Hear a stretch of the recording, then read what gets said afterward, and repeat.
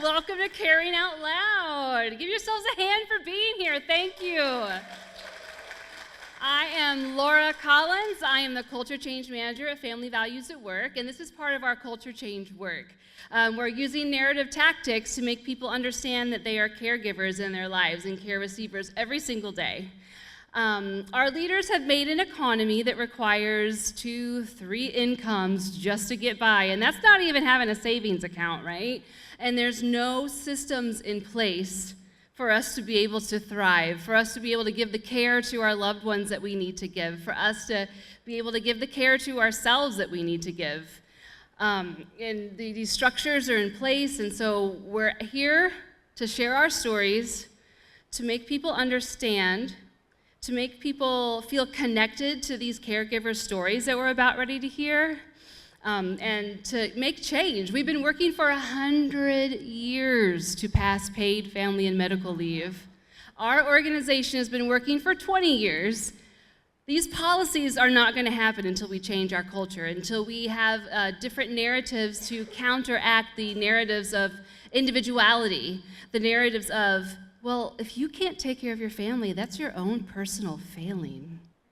Boo, right? No, it's not their own personal failing. We don't have the systems that we need, and we need to demand them.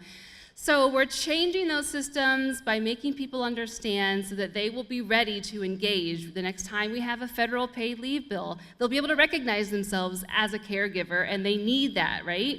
Next time there's a bill in your state, you're going to advocate, you're going to be ready. People are going to be ready if we can prime them and get them to understand these things, right? Yes. So you might be wondering, what's the deal with these candles? So I want to demonstrate, if you twist it ever so much to the right, the light comes on, okay? And to make it go off, you twist it ever so lightly to the other way, not too much or the batteries will fall out. So whenever you feel connected to, something that a storyteller says, whenever you feel like, that happened to me, or that happened to my sister, or yeah, that would have been really beneficial if I would have had that, if that would have happened to me, then please shine your light on the storyteller to show the storyteller that you feel connected, right? And then you can turn it off, and then turn it back on next time you feel connected. Okay? And then everyone in the audience can look around at other people's candles and realize we're all connected. We all have these same unique, right? We all have our unique caregiving stories, but if we all have them, then that means we all need the support. So, right? So let's build these connections. And some of these stories are going to hit on some nerves. Some of these stories involve real trauma. Some of these stories have colorful language. So I just wanted to give you a heads up about that right now. And I think we're ready to get started. I'd love to introduce Jennifer Morales. Jennifer is the Director of Learning and Culture Change, Movement Learning and Culture Change at Family Values at Work. She's my supervisor. I'm particularly fond of her. She's amazing. She is going to share her story, and she's also your MC for the night. But first, we're going to throw to a video. I'm going to let Jennifer introduce herself.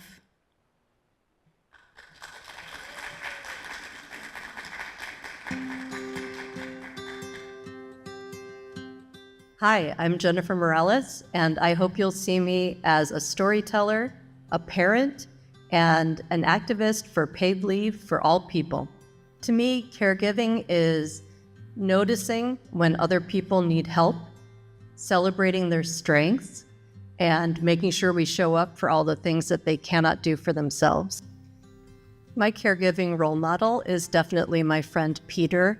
He cared for his wife who had early onset Alzheimer's throughout her 10 years of decline, and ultimately she passed away literally in his arms. And he has just been such a model for care and how love can be expressed through small daily actions. Telling my story is important because I am the parent of adult children, and I think it's important for people to remember that being a parent can be a lifetime project. And I want people to know that this movement and the storytellers that will be featured are there with them as they go through a lifelong journey of being a parent.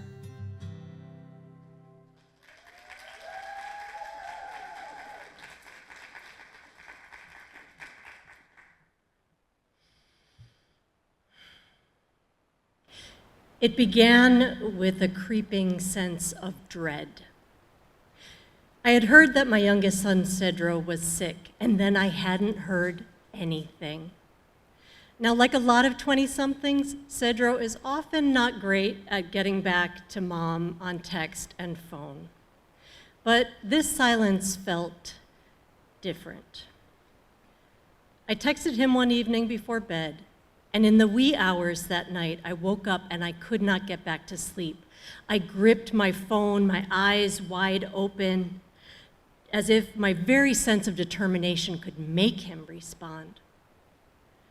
At a more reasonable hour, I texted his brother Jack, who lives with him in southern Florida, 1,500 miles away from my home in Wisconsin. These two brothers have lived together forever, and yet they're like two planets operating in separate orbits. So Jack was not exactly a font of useful information. I don't know, he's sick, I guess. That night, I barely slept, and by the third day, I was vibrating with dread. My partner and I did our weekend errands, and I texted Cedro as the sun in the afternoon sunlight was blinding me in the passenger seat of the car. I was willing him to respond. When he didn't, I barely let the car come to a stop in the garage before jumping out and running in the house to call his brother. Jack, you have got to go in his room. You've got to wake him up and find out what's going on. Jack went into Cedro's room as I asked, and I felt every mile between us, all 1,500 of them, as I waited to hear what was happening. I listened in, feeling every mile, as I heard Jack say, "Dude, Cedro, dude, wake up. Mom's on the phone. She wants to know what's going on." Cedro said something I couldn't hear. What did he say? He said he's cold and he can't move. Ask him if he's eaten anything today. He says he's eaten half a bagel and an apple, but he doesn't remember when. My heart sank. Jack got a few more details out of him. Cedro had had a positive COVID test a couple weeks before, and after the first initial intense illness had passed, he just kept getting weaker and weaker. We've got to get him to the hospital somehow, I thought.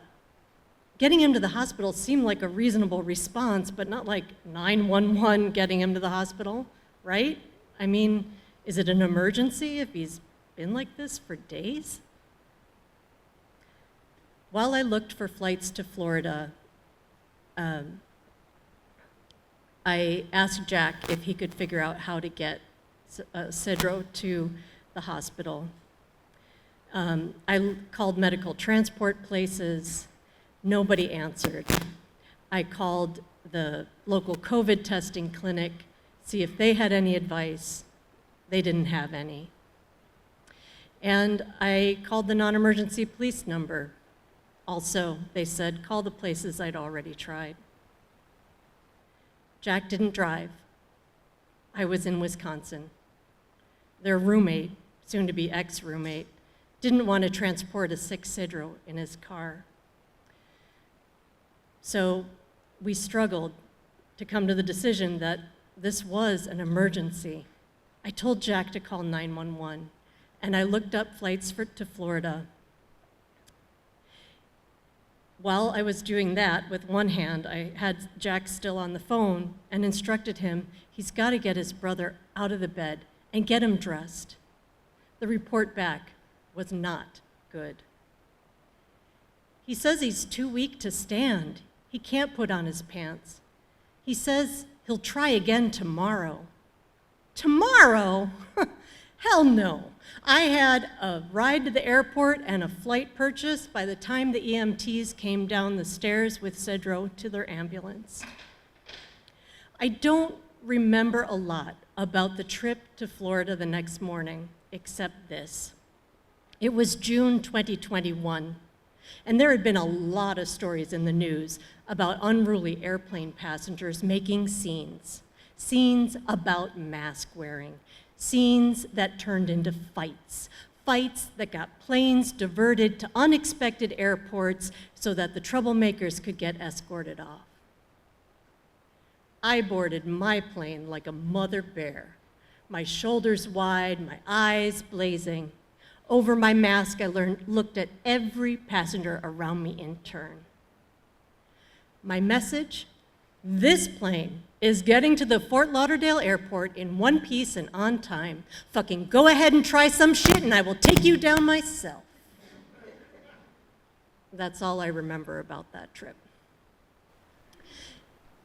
Cedro had been in the hospital almost 24 hours by the time I got to Florida. The nurse's station wouldn't answer, but eventually Cedro texted me. He was still feeling quite weak, but they had put him on oxygen and he was improving slowly. They diagnosed him with post-COVID pneumonia, and he was not allowed visitors. For the next 5 days, I called the nurse's station every day. No answer. I called random phone numbers in the hospital, got put on hold, got hung up on. And in the absence of real information about my son's situation, I had only occasional texts from Cedro. When he started feeling a little stronger, he started inviting me to play Scrabble on our phones. And it wasn't much. I couldn't see my boy. But with each play of the game, I felt a moment of connection, another moment that he was alive. I kept myself busy, doing piles of laundry and cleaning the boy's house. Cedro's bedroom was like a COVID-19 archaeological dig site. This was not the home, though, of some remote and ancient people. This was the space that my beloved son had spent 2 weeks of his life suffering, mostly alone. There was that plate with the half-eaten bagel and the apple core, the last thing he had eaten, who knows when. The wastebasket overflowed with tissues. There were empty bottles of over-the-counter cold medications that he had tried. There was a long receipt from Walgreens. When had he left the room? And most heartbreaking of all, a wristband from the ER or urgent care where he had tried to get help. And what? I didn't know. It crushed me to see the signs of his struggle all over this room.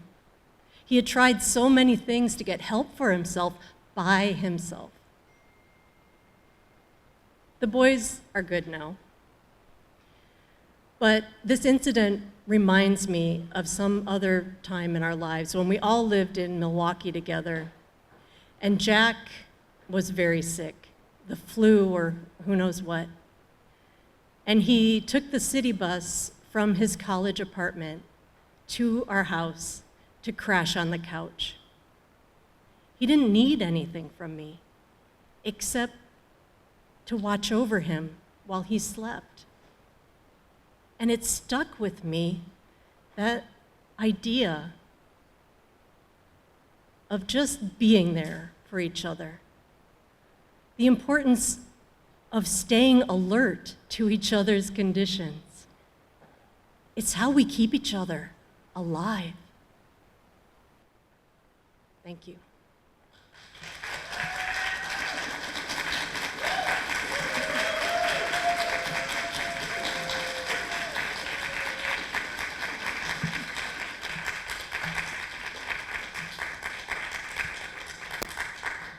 Thank you. Thank you for listening.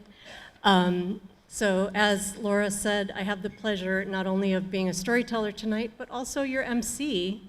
So I am getting to call up our next speaker.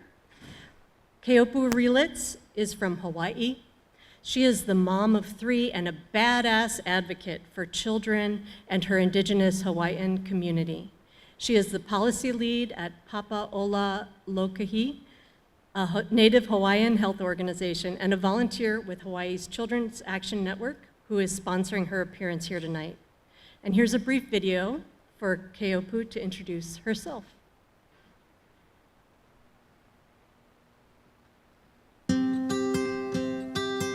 Hi, my name is Keopu Relitz.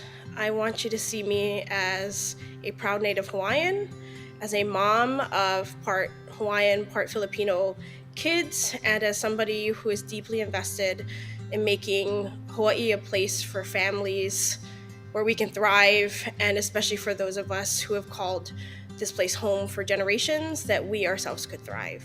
Caregiving has taught me that one of the greatest assets any employer, any team, any community can have is in building up our caregivers.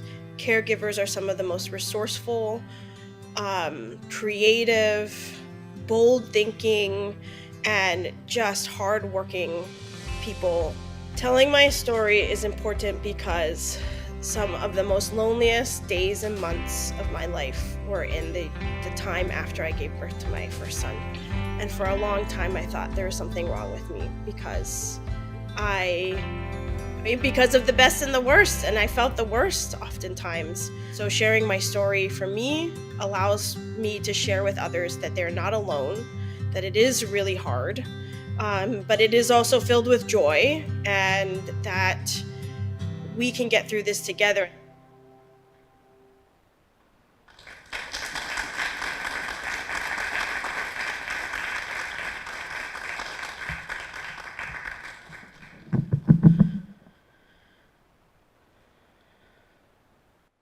I am standing in the governor's ceremonial room. I am tending to dignitaries. I'm welcoming reporters. I am leading this press conference like a boss, all while 9 months pregnant. I feel like I am on top of the world. Professionally speaking, I've got 2 jobs that I love. By day, I lead comms for a large state agency, and at night, I teach undergrads in topics that I adore. Personally, I am just days away from my due date, days away from meeting our first child. And my husband and I, we feel prepared. And yeah, sure, we've had those tough conversations and made those difficult decisions. Like, childcare was probably gonna be unaffordable, so my husband was gonna stay at home, work 2 jobs, my husband was gonna stay at home, caregive for our son full time, and I continued to work those 2 jobs because I love that. It was gonna be tough, but we were gonna make it work. We were gonna make ends meet and do it together. The sad reality was because of that financial situation, we couldn't afford me taking any time unpaid, so I wasn't gonna get a real maternity leave. But again, we had a plan. I was gonna go back to work part-time, stretch out my leave for as long as I could, and make the best of it. And again, we're gonna do it together. Like I said, we were ready. And the universe agreed. Because within 48 hours of wrapping that press conference, I gave birth to our first child. And we were so in love. And as they say in parenting, those days, especially the early ones, they were long. But those weeks, they just flew by. And before I knew it, I was getting ready for my first day back in the office. Now, it was only 3 hours of work, but I still remember putting on that dark, dark navy dress, gray heels, and I remember vividly that it was quiet. I remember the quiet because there was nothing to distract me from the thoughts in my head, and they were not good thoughts. They were thoughts like, what kind of mom puts on a nice dress, nice heels, and goes into the office before her baby isn't even a month old? This is the first memory I have of putting these invisible weights on my shoulders. They were heavy, but I did what I needed to do. I stood tall, I stood strong, I took those weights and I went downstairs and I kissed my baby goodbye and I went into the office. And everything was going fine until I walked into the hallway and saw an admin from another office, and as soon as she saw me, her face changed and she was like, Keopu, what are you doing here? And I was like, here it comes. And here it came. First it was that question, then a comment, then a question, and a comment, and a question, and a comment. And I'm sure she thought she was helping me, but all she was doing was amplifying those thoughts in my head until I just wanted to scream, I am the worst mother ever. And unwittingly, she was just putting more of those weights on my shoulders. And I was helping her. But again, I did what I needed to do. I stood strong, I stood tall, and I went back to my desk, and I did my job. And I did that job day in and day out until days turned to weeks and weeks turned to months. And all throughout that time, I continued to put those weights on my shoulders. You know, there were some days when I wanted nothing more than to take those weights and throw them at the first person to say something along the lines of, well, if you're here, then who's taking care of the baby? Because you know what? That sucked. But no, that's not what good moms do. Good moms grin and bear it. Good moms know that babies are a blessing, and we count our blessings. We don't complain about them. And I wanted to be a good mom. So I shut my mouth and I kept on keeping on. There were other days where it was simple to carry that weight. I just floated by, and it was even an honor to carry it. But still, there were those soul-crushing days, like on Valentine's, when I wanted nothing more than to tell my baby he was my Valentine. But by the time I got home from teaching, he would not be woken. And now tell me, what kind of good mom can't even say happy Valentine to her baby? More and more, I just put those weights on my shoulders, and they weighed me down heavier and heavier and heavier until one day my husband wanted to talk about sleep training. And I had been weighed down by so much for so long that I was basically Charlie Brown, and he was the teacher. So while my recollection was kind of fuzzy, I'm pretty sure the conversation went a little like this. Womp womp, sleep train, womp womp. So when I go to work, he's gonna be asleep? Womp womp. Well, maybe, womp womp.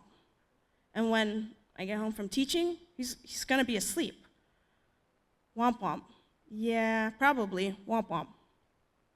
So it's just like, it's gonna be like whole days where I just don't get to see my baby awake? Womp womp. Maybe, womp womp. What do I look like? A fucking walking ATM?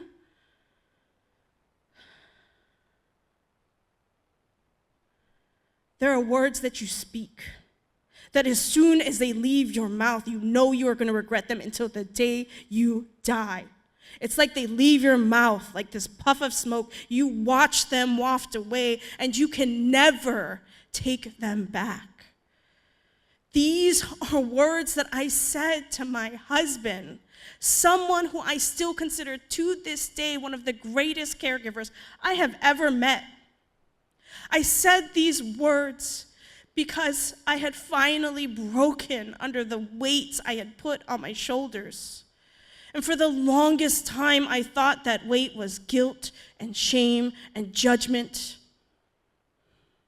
Took me years to realize that those weights were an unsatisfied desire to care for my baby. God bless my husband. He didn't send those hurtful words back to me. Being the caregiver he was, he said silently through acts of care, I see you. Let me lighten that load. And so from that day forward, if the baby was asleep when I went into work, my husband tried to keep him awake from when I got home, just so I could have a little bit of time with him. And on those extra long days, he made sure to send me videos to help me get through it.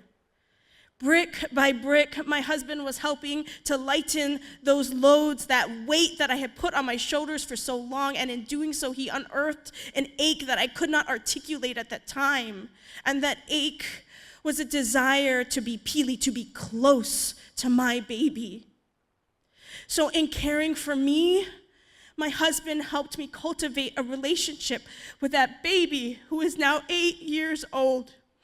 And he is sitting in this audience tonight, and let me tell you, his brother and him who are here tonight are so stoked to be in Washington, D.C. with their mommy.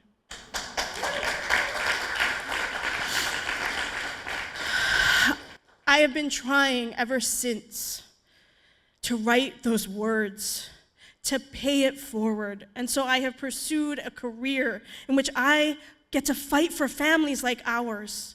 And you better be damn sure that when I'm fighting for families, I'm not just fighting for more stuff. I'm fighting for policies and investments that help take these weights off our shoulders.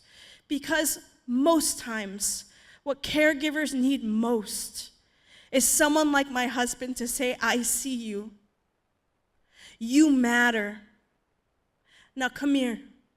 Let me lighten that load.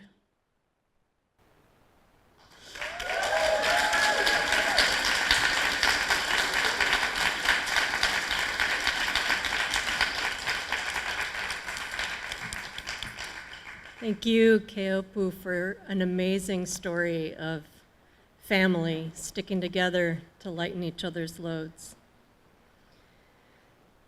Our next storyteller is Preston Van Vliet of Michigan. Preston happens to be one of my rock star colleagues at Family Values at Work, the organization that's sponsoring tonight's event. Preston is our leading state policy organizer, which means he ensures that care policies that we advocate for are inclusive and accessible. I'll let Preston speak for himself in this video.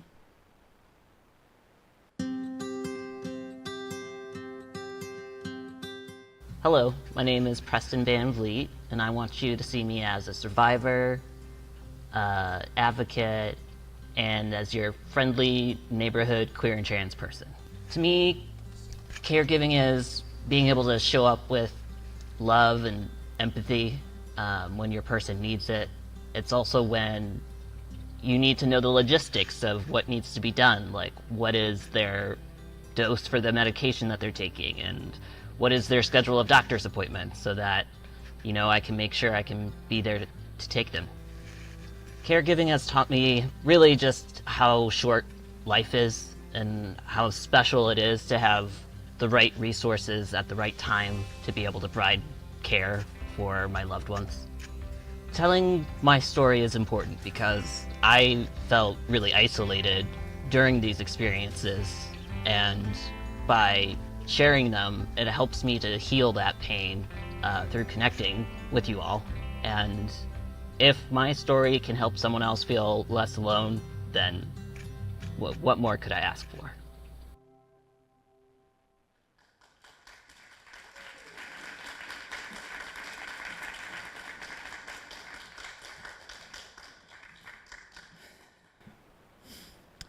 I want to tell you about how I got these metal plates in my face. It was early 2017, and I was walking in DC after having returned from Michigan for my grandma Havorka's funeral. My grandma.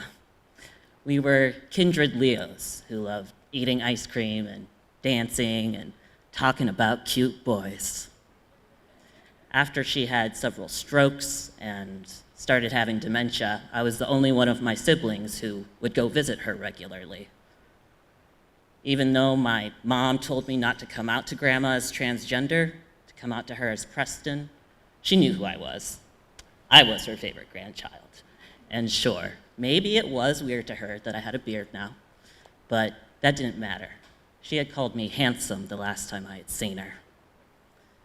So not only did my heart hurt from being in mourning, so did my actual chest from having had top surgery 19 days earlier.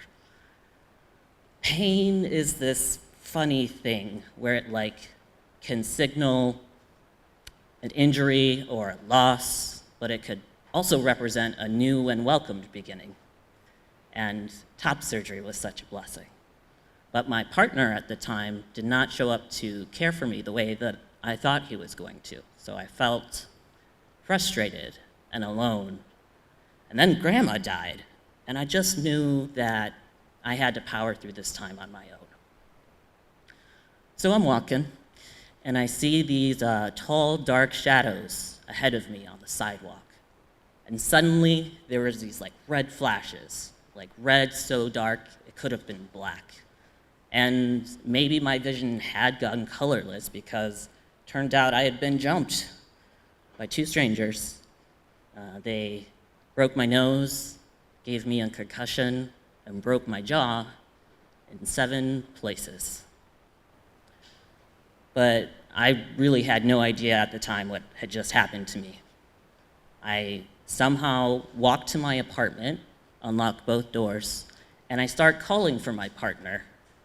And I remember not knowing why I was calling for him. He doesn't come downstairs, but instead his other partner, Artie, is the one who calls the ambulance and makes sure that I get to the hospital.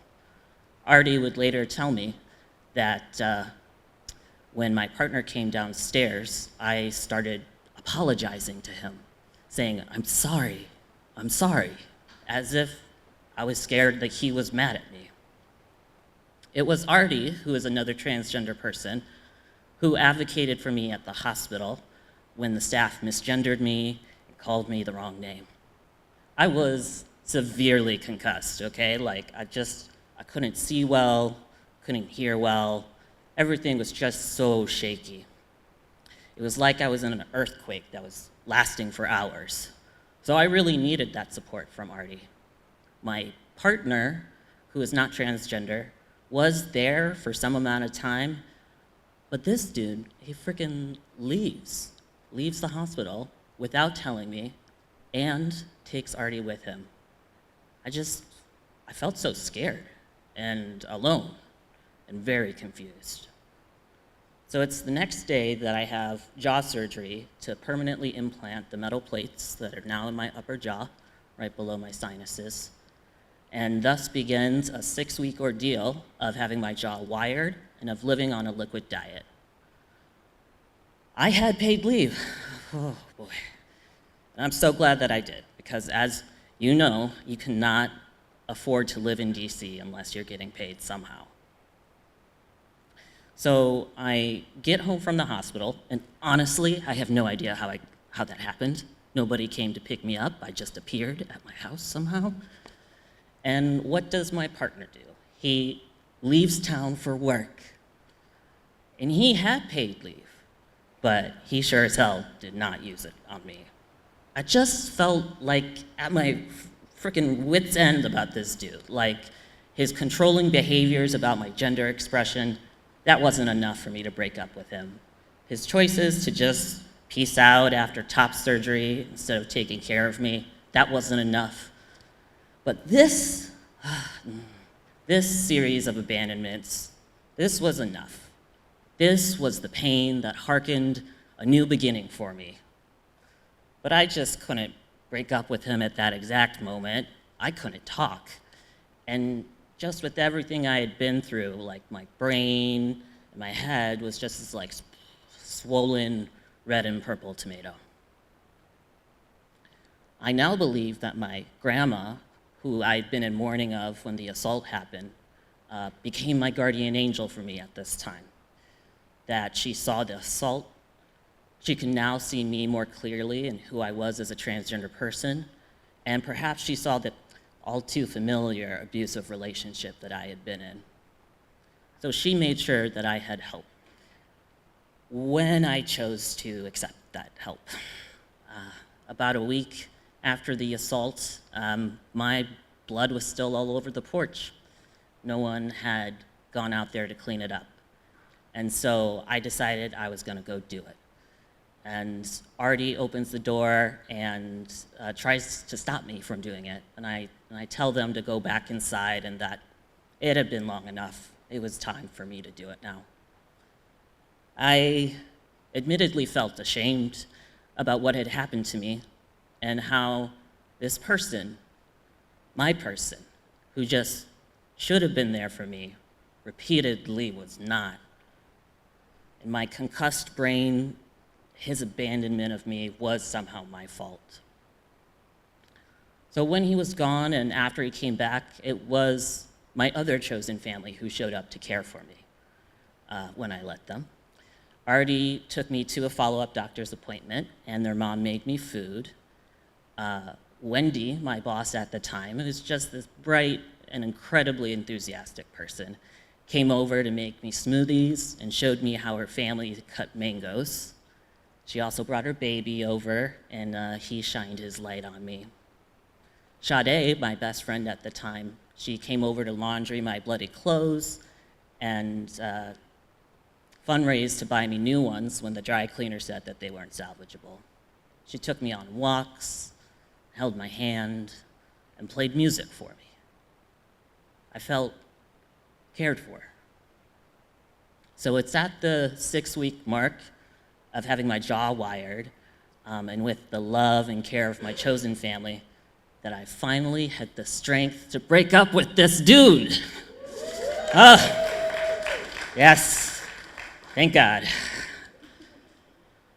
And the next day at the doctor's appointment, with each untwisting and pulling off of the wires off my gums and teeth, I felt freer and freer. Now, over the years, I've thought about these metal plates as different things. Like, they're my fussy tenant who complains about the weather, how much smiling and chewing that I've done. Or like, they're these titanium wings constantly fluttering against my jawbone. On a good day, they are a sturdy lighthouse that beckons my smile home. At my worst, they are my enemy, a psychologically and physically painful reminder of a time when I was abandoned by my partner after a tragedy. But at my best, they remind me of my survival and of the love I received from Grandma Havorka and my chosen family in a time when I had great need. Thank you.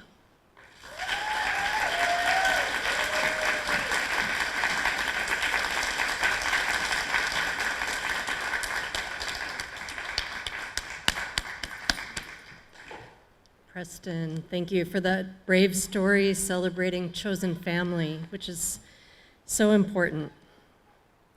One of the themes of the night will be, hey, guess what, you're a caregiver. And that is because we're in human bodies with unpredictable situations, one of which was that one of our storytellers fell ill and is unable to be with us here tonight. But I did want to acknowledge Ilitha Joins of United Workers of Maryland.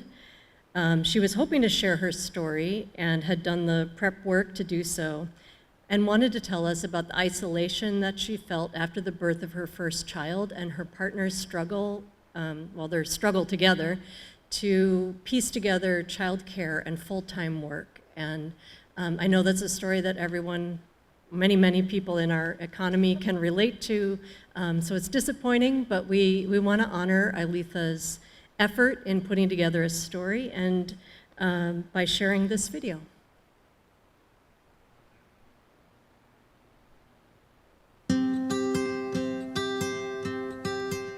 Hello, my name is Ilitha Joins, and I would like for you all to see me as an enthusiastic soccer mom, a community organizer, and someone who really believes in the power of storytelling as a tool that unites us and also builds awareness to the struggles that we are going through, that millions are going through across this country. Personally, to me, caregiving is extending oneself to care for those that you love, whether it's your friends or your family. It's like the ground that we step on. It's the earth. It's our foundation. And it's the foundation that is given to those that we love and care about when we're providing them care in their time of need. Telling my story is important because first, it's my lived experience. No one else can tell my story for me. And it's important that I tell my story because it's a valuable tool in organizing, and it's a valuable tool in really empowering others when they see and hear what you've been through and can relate it to themselves. It's a way of not feeling isolated and feeling like there are others and you're not alone.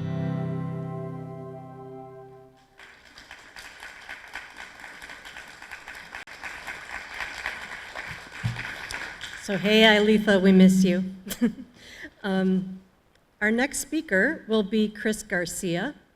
Chris comes from Colorado, is a parent, and has been a relentless advocate for paid family and medical leave, both in his home state and federally. Chris dreams of making these kinds of inclusive family supporting policies sometime in the future himself when he runs for elected office.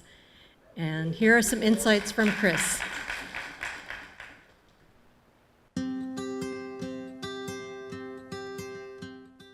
Hi, my name is Christopher Garcia, and I want you to see me as a father, a caregiver, and as an advocate. And I am a storyteller because I feel that sharing our stories can make a positive change and a powerful impact on people.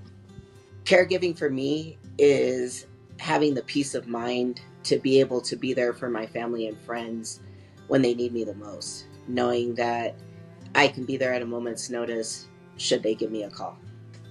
Telling my story is important because it allows us to connect with each other.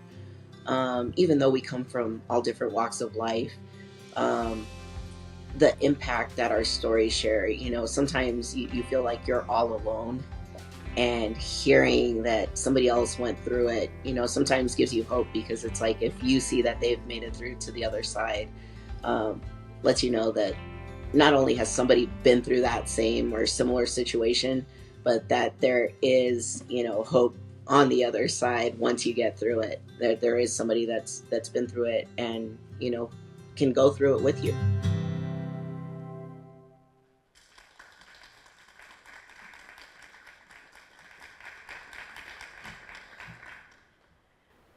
Last July, I got the opportunity for my dream job. See, I work at the airport, so I get to play with planes all day. And my dream job, from the very first day I walked into the airport, was driving one of the Move Team tugs. These bright, big orange tugs with a Yeti sticker on the front. The guys in their black uniforms with bright orange vests. That's what I aspired to be, the Move Team. So the Move Team is like the special forces. These guys come in, they pick up the planes, they take them from the concourse to the hangars. They go out to the taxiways and active runways and pick up disabled planes and bring them in when we need them. So when I was given the opportunity to go for the Move Team, I was excited, I was ecstatic. That was the very first call. I told my wife, hey, I've been accepted. I get to try out for the Move Team. And the next 2 weeks as I prepared to go into training, that's all I could talk about with my wife, my family, my father-in-law, her grandfather, everybody I could talk to. I was just super ecstatic. This was my dream job. This was what I wanted to do.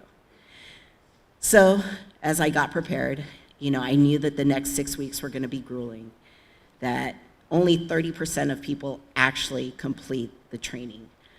Each week, we were going to be tested, and you had to score 90% or higher to be able to move on to the following week. And the first week came, and unfortunately we lost one of my classmates, didn't pass. Second week came, we lost 2 more classmates. And so as the third week came, we were super nervous. This was one of the hardest weeks. It's a week where we have to learn a different language, a language all in its own. It's how to speak with the FAA towers. And this is a language that you don't use in everyday life, so it's not like I could walk up to a friend and practice it. You only have each other to talk and practice with. And so for those 4 days leading up to the test, that's all we did, was practice and practice and practice till we could practice no more. But we were ready. We were gonna go in and take the test. And so everybody at home knew I was gonna be testing that day, and I get to work, and I get a phone call. And I silent my phone. And then I get another phone call, and I silenced my phone. And then I looked at my phone, and I had a text from my wife. Call me. And I was a little nervous because typically I don't get phone calls from my wife at work, especially on a day when I'm gonna be testing, and everybody knew I was testing. So I nervously called my wife and asked her what was going on. And she mentioned that her grandfather had been taken to the hospital. He was being transported to the VA hospital. He was having problems breathing. And a sense of dread came over me when I heard VA hospital. See, in 2009, I had lost my dad at the VA hospital. And the VA hospital in Denver was one that I knew all too well. For 6 years, that was the hospital where 3 days a week, for 5 hours out of those days, I was at the hospital holding my dad's hand when he was on dialysis. And every now and then, 2 weeks at a time, for when he had his congestive heart failure and he was having procedures done. So that hospital just brought a sense of dread. It brought a sense of, oh my God, what is going on? And then it happened again. I had put work before my wife. I told her, hey, let me get back to you. I've got to get back to work. And as I hung up, I felt something in me just drop. I saw the trainer come in, and he pulled me into the training room. And he gave me the first set of directions. Push back, take a left, make a right on Lima, go to Zulu, straight to the hangar. And I processed it, and I repeated it, and then waited for the second set of instructions. And all the while, the words I had told my wife played in my head. How could I have done this again? Then the second set of instructions came, and I looked, and I paused, and I told my trainer, I can't do this. He said, what? I said, I'm sorry, I can't do this. It's like, Chris, what's going on? He's like, you've been here early every day, you leave late, what's going on? I said, there was an emergency. My wife's grandfather is being transported to the hospital. He's having issues, he can't breathe. I can't do this. And he stood up and he walked out of the training room, and another sense of dread came. Because when my dad had gotten sick at my previous job, for taking extra time after my dad's funeral, I had gotten a 3-day suspension. And so here it was, another sense of dread. And so as I patiently waited for the trainer to come back in and let me know what was going on, I saw him open the door, and the supervisor was with him. Again, oh no, here we go. 3 days. That's all I heard was 3 days. And I sat there quietly, and I'm trying to gather my things, and it's like, oh. So now the hospital and a 3-day suspension. This is gonna go over really well. And then they stopped me and they said, is 3 days gonna be long enough? I said, what, I get to pick my own suspension? How does this work? 3 days. Yeah, is 3 days gonna be long enough with your family to get stuff figured out? 3 days to be with my family? Are you sure? Like, that's good? And he said, yeah, we want you to be able to take some time. You know, this is a very intense job. Your mind needs to be here. So if it takes 3 days for you to get stuff situated, then you can have 3 days. Yeah, that sounds great. He handed me his card and he said, yeah, while you're getting your stuff ready, one of the supervisors is coming to get the van, and he's gonna take you to the parking lot so that you can get to the car faster and you can get home with your family. I called my wife as soon as I got to the car and asked her immediately, it's like, hey, do I come home? Do I pick you up? Do I meet you somewhere? What do we need to do? And she said, no, come to the house. We need to get some stuff situated before we can go to the hospital. And as I sat there and I hung up the phone with her, it brought such a sense of relief that this time, that same number, those 3 days, had a completely different impact on me. This time, I was going to be able to be there for my family, for my wife, for her father, for her grandfather. It was going to be different this time. So come January, it's been 6 months since I was leaving the move team training. And I had been told I could come back in 6 months and reapply. And I ran into the guys on the ramp. They had pulled in. They were waiting for a plane to come in for us to bring in during an emergency. And the guys saw me and they pulled over and said, hey, Chris, you know, we've been waiting for your application. When are you gonna come? We've been waiting for you. And I said, it's kind of funny. So the 2 weeks after the incident, my son got a job here, and I now have a new dream. My dream now is to train my son to be a lead, just like me. And so for the last couple months, I've been living that dream. I now have Jacob working side by side with me on the ramp every single day. And, you know, so sometimes when I think about how I thought that all hope was lost when I thought I was giving up my dream job, I realized that it wasn't giving up my dream job. I was walking into a new dream. Thank you.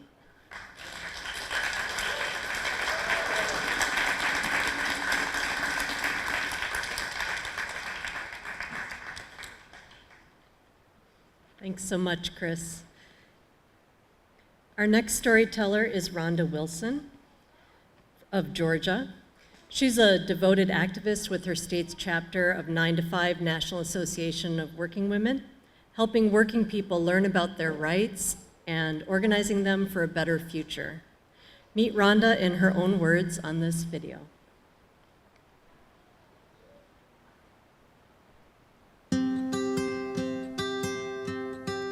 Hello, my name is Rhonda, and I want you to see me as a friend, a supporter, one of your homegirls, and overall, as a brown woman.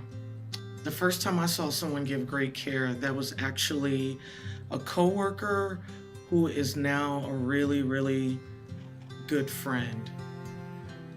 Witnessing her care for her family the way she did, and just seeing the different roles that she played and doing it without expecting anything in return. She did it because she cared.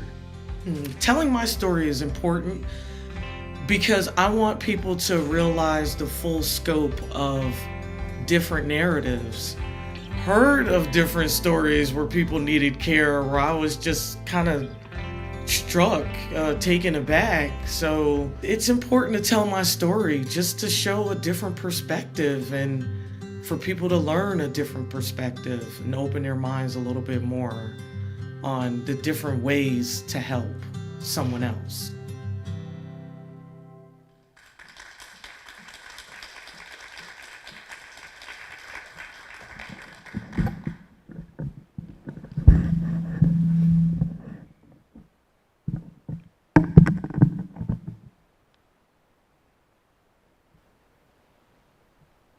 When relocating to Atlanta, I was so excited for this new chapter. I was newly single in a new city, had a new job, got a new place. At the time, I remember a coworker suggested that I try a website called meetup.com as a way to, get out and socialize a little bit more.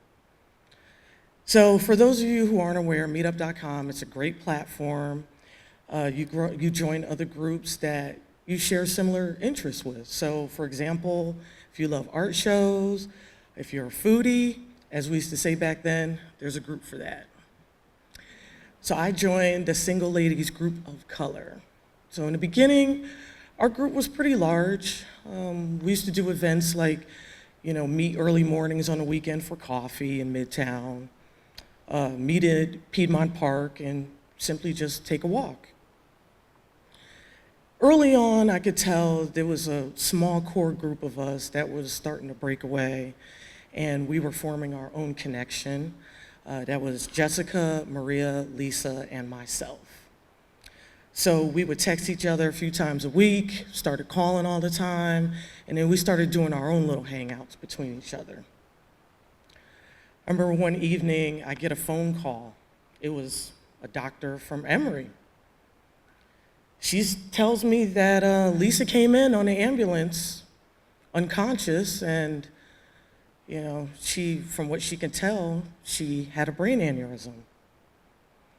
I was in shock hearing that news, but then I was a little confused as to why she was calling me. So the doctor continued. She went through her phone. She noticed that my name, Maria, and Jessica were the last names that she saw from earlier that day, who Lisa spoke to. She figured she'd reach out to us. She wasn't able to locate any family names or emergency contacts listed in her phone.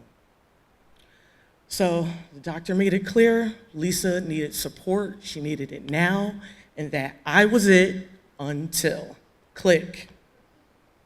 Okay? As I kind of stood there staring at my phone, I noticed that Jessica was texting me while I was on the call. So I gave her a quick call back. Jessica jumps into the same thing. Hey, a doctor from Emory just called. You hear what's going on with Lisa? I said, wait. Before you go too far, let's conference Maria in to see if she got the same call. Brought Maria on. She went through the same thing. So they were going back and forth, and I'm thinking the whole time, like, this isn't our responsibility. It's not any of our responsibility. I barely know these ladies. Like, we met not even a month prior. So they kept going on and on. Then I kept thinking to myself, well, Lisa's here alone, and no one else is here.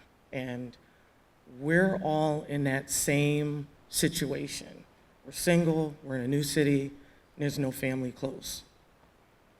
As Maria kept going on, I interjected and I said, well, what are we gonna do? Jessica says, well, I work third shift, so I can go into the hospital, late evening and stay till I have to report in late that night. I said, well, I work second shift, Tuesday through Saturday, so I could come in late morning and leave later in the afternoon. Maria said, well, I don't know if y'all know, but I'm unemployed, but I still get up early, so I could be at Emory first thing in the morning and stay until, Rhonda relieves me. That moment, we all agreed. Emory was so accommodating for us. They offered us parking passes. They gave us lunch vouchers every day. The nurses kept us all in a loop with each shift. The doctors kept us very informed, and we kept that routine going. Lisa was unconscious the first month that she was in there. So we would do things like read to her, tell her what's new with us, put lotion on her hands and her feet.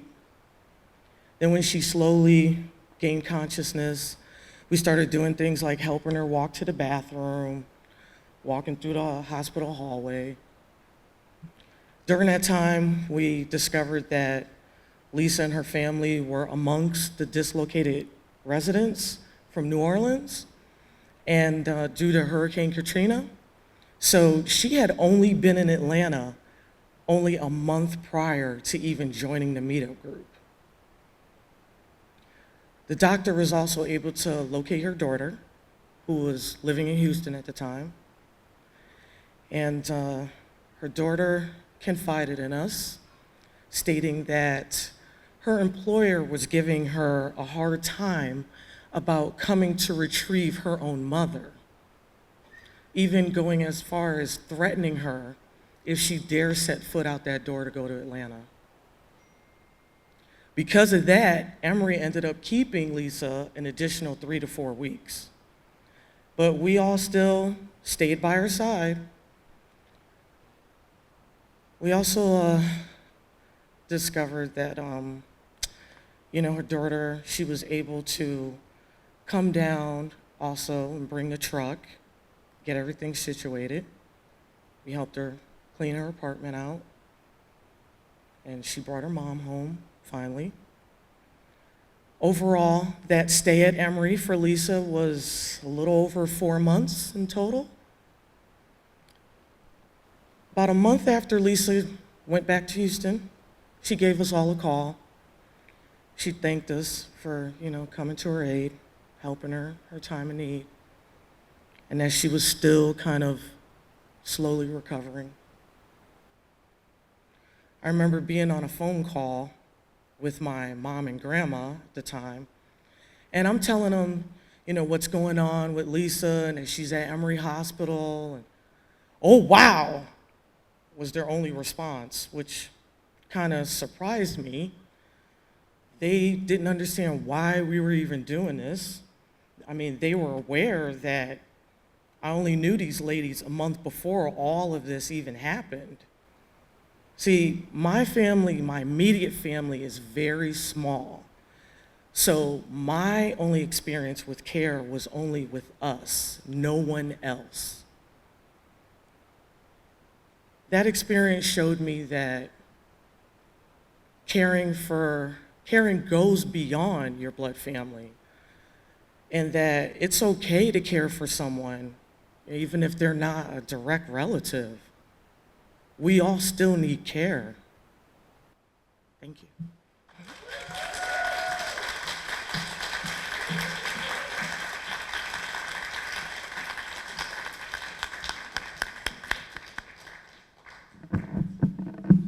I told Rhonda earlier that when she says that line, I just want to say, amen. It's the truth. We all need care, and thank you for that amazing story of showing up when totally unexpected. Our last storyteller tonight is another one of my colleagues at Family Values at Work, Tony Iovino. He's on the development team at Family Values, and he's also a candidate for county commissioner in Michigan.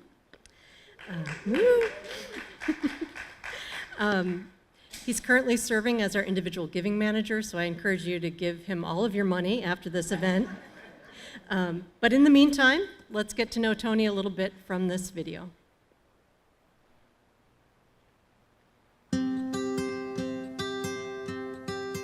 Hello, my name is Tony Iovino, and I want you to see me as an uncle, a brother, and as someone uniquely positioned to tell this very powerful story. To me, caregiving is both a duty, an honor, and something I find very centering. I say it's a duty because for me, family is a very big deal, and being able to be there for someone when they need it the most, when they need that care, I feel it's my duty to be able to be there. It's an honor to be able to actually go do that. I come from a large family, an international family, where caregiving looks very differently based upon where you live. And finally, I find it centering.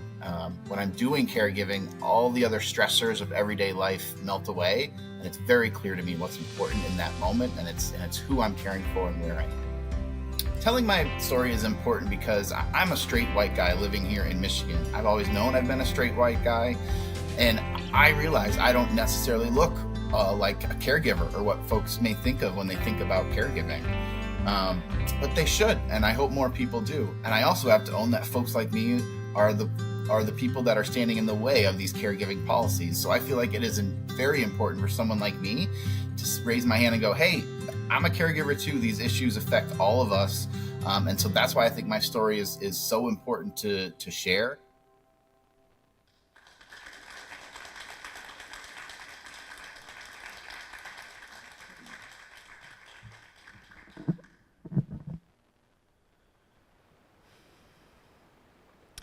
I am the proudest uncle in the history of human existence. And I will fight you about it if you want. They don't really make a shirt for that. And my story starts a little bit differently. Mine starts on a Sunday night. I'm someone who's struggled with the Sunday scaries in the past.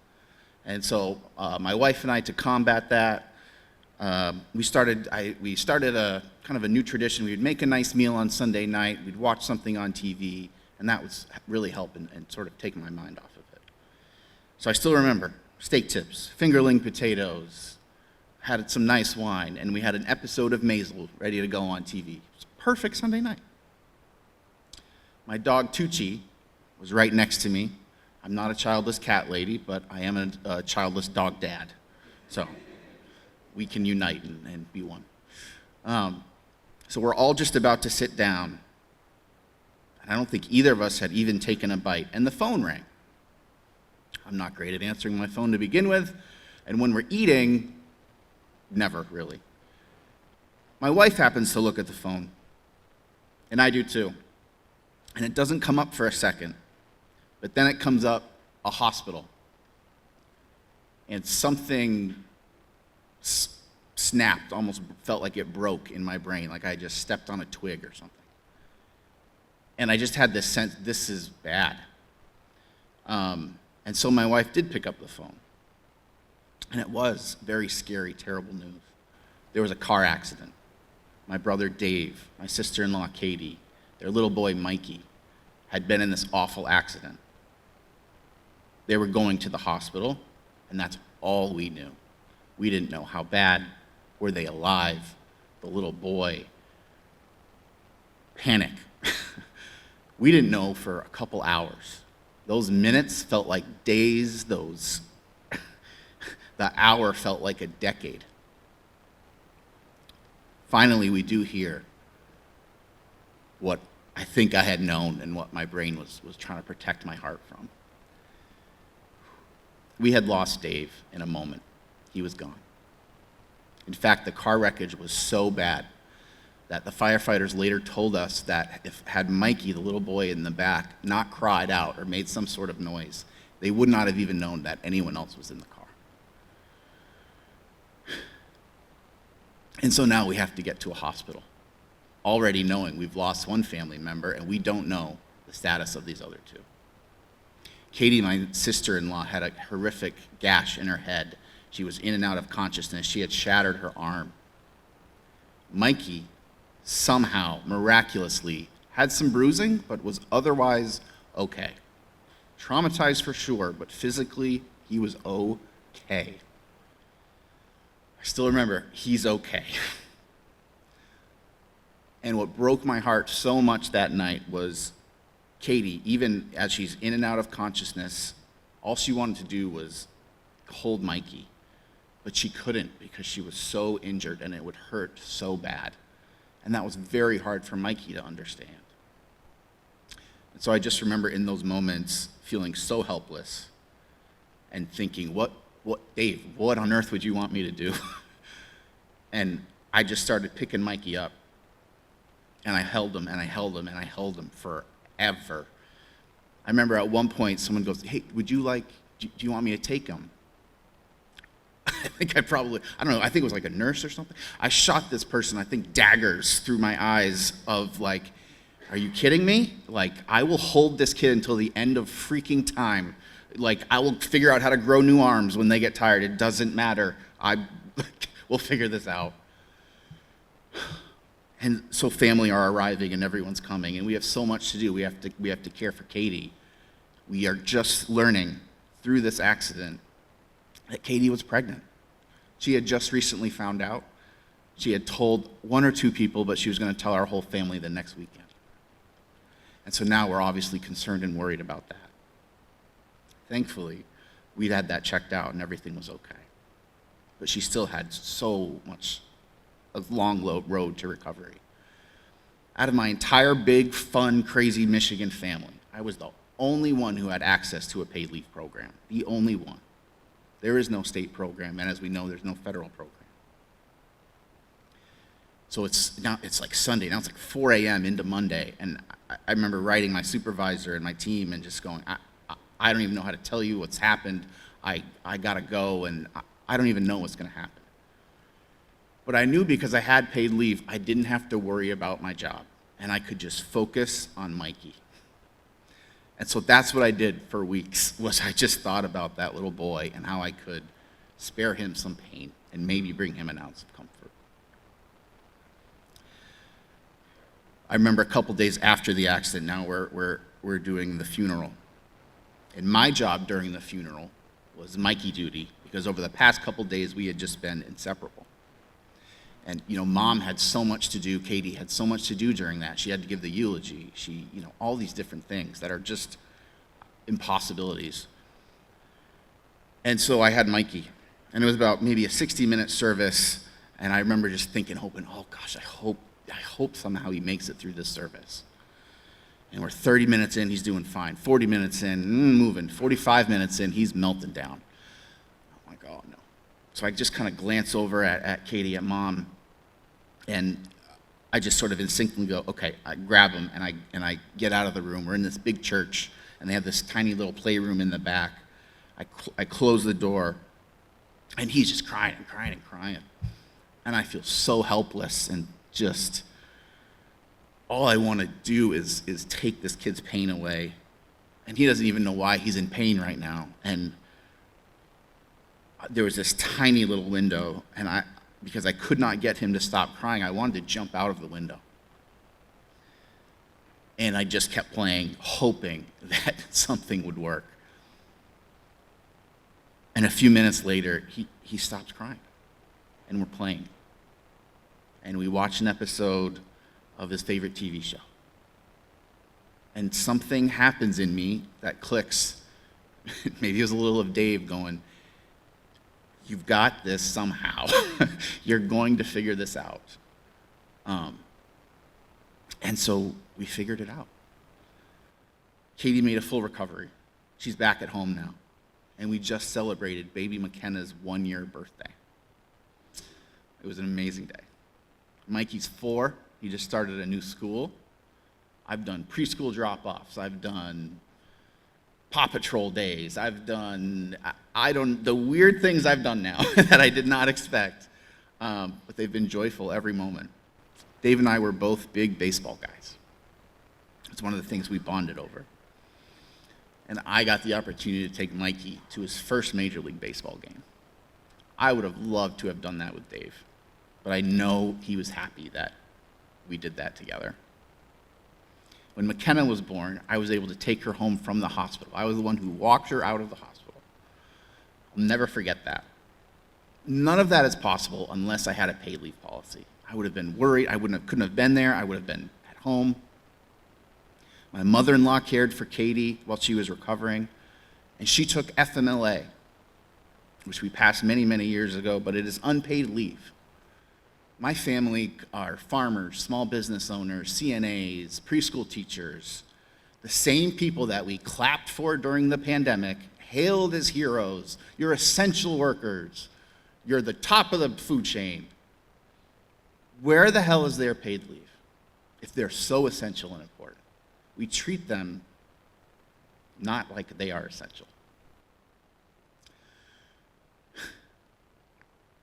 And so my message that I want to leave with you tonight is that this issue is one that affects everyone, and it may find you in a moment when you had no intention of being a caregiver.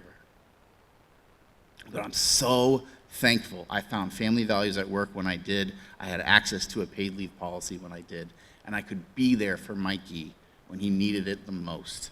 And I know my brother Dave would have appreciated that.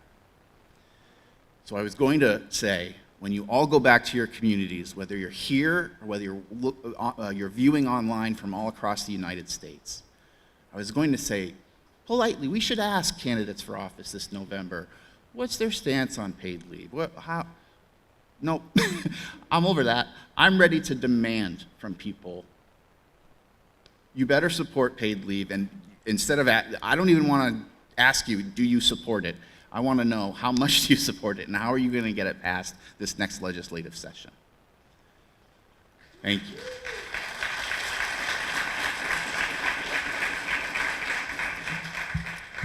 So when we leave here tonight, I hope you leave inspired. I know I am. I've made a promise to myself that by the time Mikey and McKenna are 18 years old, they will have access to paid leave. I don't exactly know how we'll get there, but we will.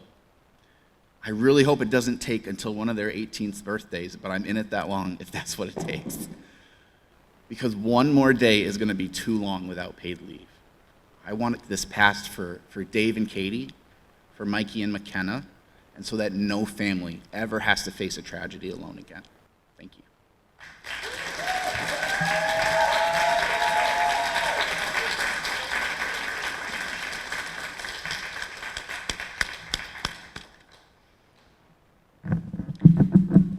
I have all these fancy calls to action in my notes, but I think you can take what Tony said as your duty going out of here. I do want to say thank you to you all for showing up, all of our friends who are online, the watch parties that are happening tonight and in the subsequent days. Thank you for caring about these issues. Thank you for listening to stories. Thank you for connecting with us in this way. We're grateful also to our host committee, to the many Family Values at Work staff who showed up to provide support behind the scenes tonight, to the staff of the MLK Library and our friends at DC Action Lab who have helped with a lot of the logistics. I would be remiss if I didn't ask Laura Collins to stand up, our culture change manager who was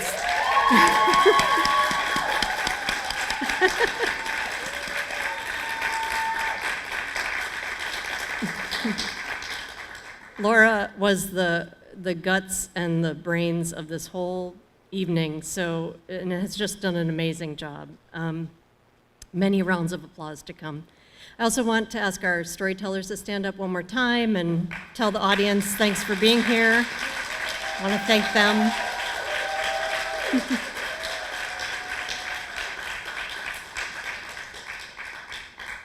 And I just want to close by saying, these stories are remarkable and not remarkable. We are all caregivers and we are all receivers of care. And I hope that you can take some of these stories home, share them with people you know, family, friends, coworkers. I hope you'll share your stories on the postcards that we have out in the lobby. You can fill them out and add your email address if you want us to contact you and follow up.